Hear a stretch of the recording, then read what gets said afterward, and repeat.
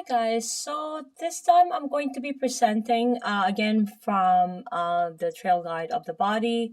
It's the best anatomy book aside from, in my opinion, aside from that, it's also Palpation. It shows all the bony landmarks, and not only that, it also gives you more of exploring a directional or a map, a guide to the body, so it's not boring, so to speak, not like when you're memorizing as a student. I know you for me, like, anatomy is just more boring. For me, it's like more memorizing where it's located. But if you were to get this book, it's an amazing, so come learn with me. And I assume that anybody who is in my channel knows their anatomy already. We are just relearning this so we can have this instilled in our brain as a permanent information. So when we are treating our client, we know that we are going to be causing no harm to our client. As a therapist, as an educator, and also as a writer, so to speak. Sorry about that. So it's just, I have to reposition.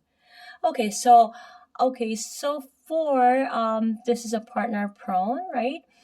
Begin by gently lifting the skin and fascia of the upper back. As you raise it away from the thicker, deeper musculature, twist the tissue from side to side.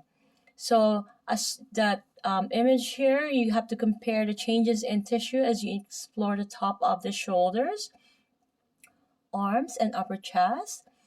So you take particular note of the tissue's changes in thickness and elasticity. For example, the skin and fascia superficial to the spine of the scapula may be dense and matted, while the tissue at the top of the shoulder, only a few inches away, may be thin and mobile. Keep in mind, this book is the authors are licensed massage therapists. They're located in the U.S. and where I am located in Toronto, Canada. We are called, usually here is registered massage therapist, right? So if you wanted to be a good massage therapist, you need to know the body, how to explore them, and how know this book by heart. Okay, and so we are going to be doing the 2.5 illustration for this. So partner being supine is slowly sink your fingers into the skin of the upper chest. We're going to gently shift the tissue from side to side.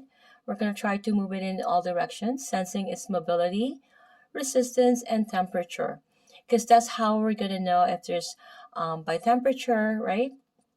If the circulation is good, resistance, if there's any hypertonicity, if there's any adhesions going on, its mobility. If the range of motion is limited, and the mobility of the skin, there's some fascial restrictions going on. Okay, so we're gonna go ahead with this figure here, figure 2.6. So the partner here is supine. Here's an opportunity to feel the skin and fascia shorten or stretch. Okay, so holding your partner's arm at the wrist, you're gonna gently grasp the tissue of the upper chest. Okay, and you're gonna encourage your partner to relax her arm as abduction, ABD, keep that in mind, and ADD, adduction. Note the changes you feel in the tissues.